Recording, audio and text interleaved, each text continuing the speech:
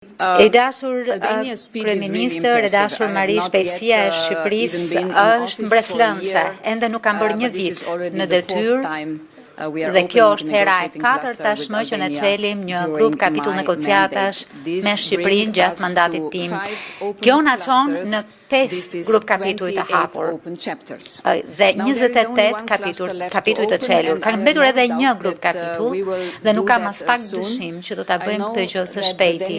E di që presidenca daneze dhe të gjitha shtetet anëtare janë plotësisht të përkushtuara që të shënojnë progres në momentin që përmbushen të gjitha kriteret.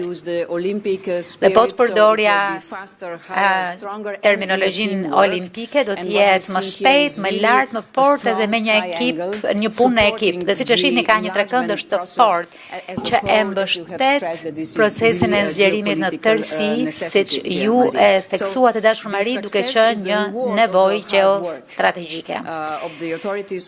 Ky rezultat është rrjedhoje punës së madhe të autoriteteve shqiptare që kanë çuar përpara reformat për gjatë shumë viteve dhe sidomos gjatë këtij viti, pavarësisht zgjedhjeve që janë zhvilluar. Dhe e dim që reformat që ju kërkojmë kandidatët tanë, ndonjëherë nuk janë të lehta, kërkojnë ndryshime themelore.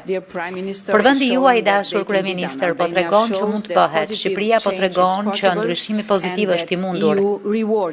Dhe SBE-ja e shpërblen këtë ndryshim pozitiv. Dhe vazhdoni kështu me këtë ritëm, duke u siguruar që të përfshini edhe parlamentin, shoqërinë civile dhe sektorin privat, sepse një konsensus i gjerë kombëtar përmirëson pranimin shoqëror e mëtej, sidomos për fusha kritike si reforma në drejtësi, pavarësia gjyqësore dhe lufta kundër korrupsionit, të drejtat e pronësisë, çështjet e pakicave dhe liria e medias që të përmbushin piketat e ndërmjetëve. Kjo është e rëndësishme që ne të nisim të përmbyllim kapitujt. Pra në momentin që do të çelen të gjithë kapitujt, ne do të nisim të mbyllim kapitujt sa më shpejt jetë e mundur, që të realizojmë për ambicien tuaj për të përmbyllur ato të gjitha brenda 2027-s. Grup kapitulli që kemi çelur sot quhet Agjenda e gjelbër dhe ndërlidhja e qëndrueshme.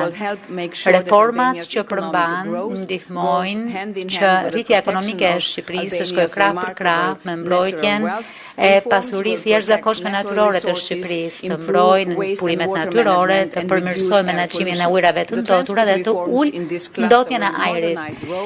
Transporti në këtë grup kapitull do të ndihmojë në zgjerimin e rrugëve, në përmirësimin e transportit dhe ndërlidhjen e Shqipërisë me sistemet evropiane, ndërkohë që energjia do të ndihmojë në konkurrueshmërinë e drejtë, me forcimin e konkurrueshmërisë, por gjithashtu përdorimin e burimeve triportërishme. Kjo do të sigurojë përmirësimin e jetës të qytetarëve shqiptarë dhe ka mes tyre në vendet kandidate, pra ata janë midis vendeve kandidate që mbështesin më shumë antarësimin.